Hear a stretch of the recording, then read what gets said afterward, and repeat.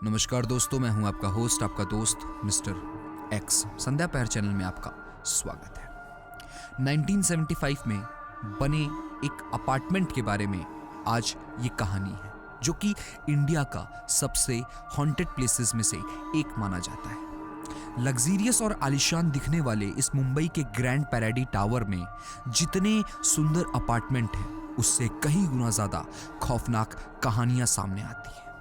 26 साल की रिया अपने परिवार को लखनऊ छोड़कर अपने फ्रेंड सौम्या के साथ इस अपार्टमेंट में रहने आई थी।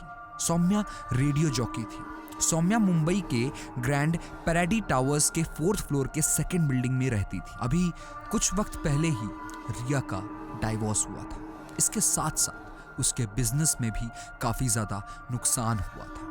इस बात को देखते हुए सौम्या ने एक दिन रिया को कॉल किया और बोला, क्यों ना तुम यहाँ पे आ जाओ, तुम्हारा मन भी बदल जाएगा। तो रिया सौम्या के साथ इस अपार्टमेंट में रहने आ गई। सौम्या, जो कि एक रेडियो जॉकी थी, उसकी अक्सर रात की शिफ्ट हुआ करती थी। तो रिया जो थी वो उस अपार्टमेंट में अक्सर अकेले ही रात में रहा करती थी। रिया रात में नींद ना आने की अपनी दिक्कत से बहुत परेशान थी।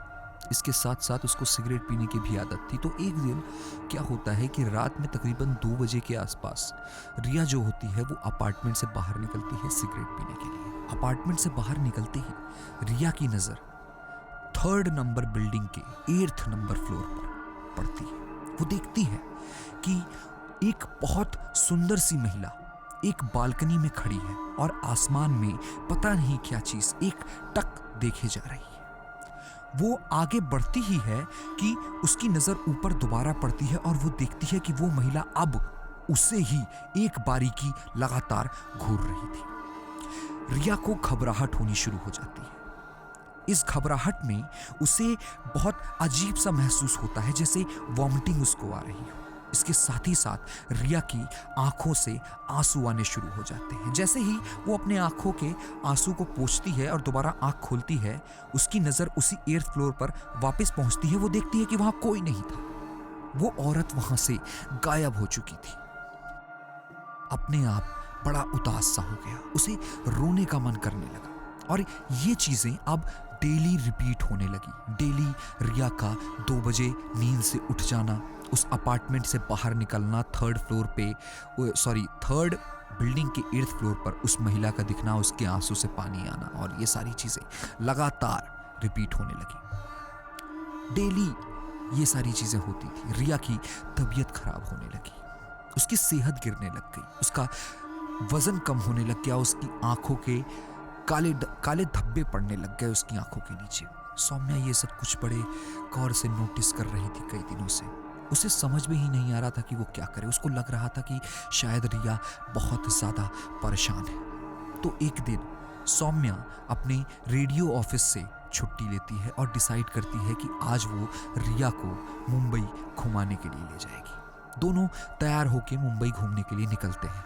रिया का बिहेवियर पूरी तरीके से बदला हुआ था। रिया ना कुछ बोल रही थी और ना ही किसी चीज़ का रिस्पॉन्स कर रही थी। रिया को कुछ खाने पीने का भी मन नहीं था।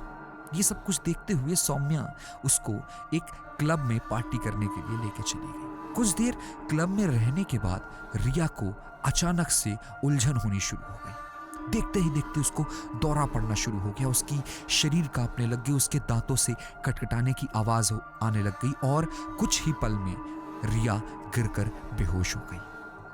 क्लब के सारे लोग रिया को देखते ही रह गए। करीबन 15 मिनट बाद पानी वगैरह डालने के बाद रिया को किसी तरीके से होश आया तो सौम्या उसको अपने साथ अपने अपार्टमेंट में वापस लेकर लौट गई। सौम्या ने रिया को कुछ खाना वाना खिलाया किसी तरीके से और उसके बाद उसको कुछ नींद की दवाइयाँ के साथ में कुछ मल्टीविटामिन्स दिए थे और दोनों लोग सोने चले गए। डेली जिस तरह डेली होता था उसी तरीके से रिया की नींद रात में 2 बजे अपने आप खुल गई।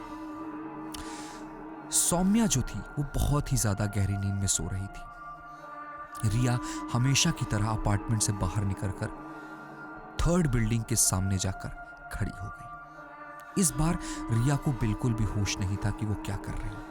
वो अंदर चली जाती है 3rd बिल्डिंग के और 8th फ्लोर पर पहुंच जाती है।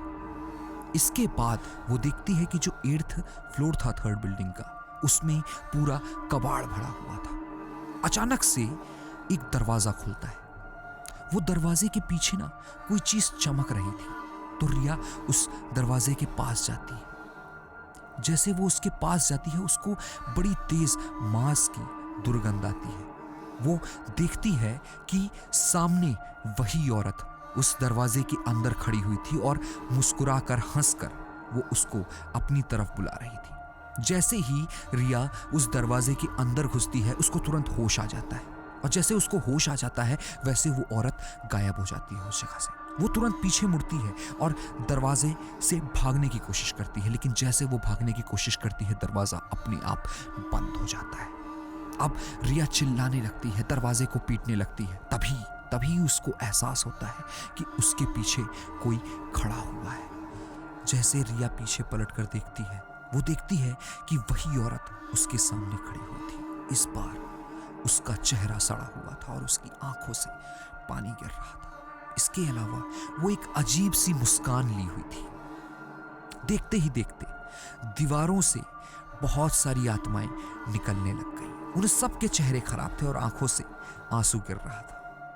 उन सब को देख के ऐसा लग रहा था मानो वो सब बहुत ज्यादा तकलीफ में हो। ये सब कुछ देख के रिया एक जगह पर मानो स्तंभ बनकर खड़ी हो गई हो। उसके पैर जगह से हिल ही नहीं रहे थे। उसकी आंखों से पानी गिरने लग गया था। वो बहुत ज्यादा तकलीफ महसूस कर रही थी। एक एक कर वो सारी आत्माएं उस 8th फ्लोर से छलांग लगाने लग गई, और रिया जो थी वो भी उनके पीछे पीछे आते आते आखिरकार उसने भी छलांग लगा दी। सौम्या को तकरीबन 3:30 बजे बिल्डिंग से कॉल आता है और उसे घटना की पूरी जानकारी दी जाती है।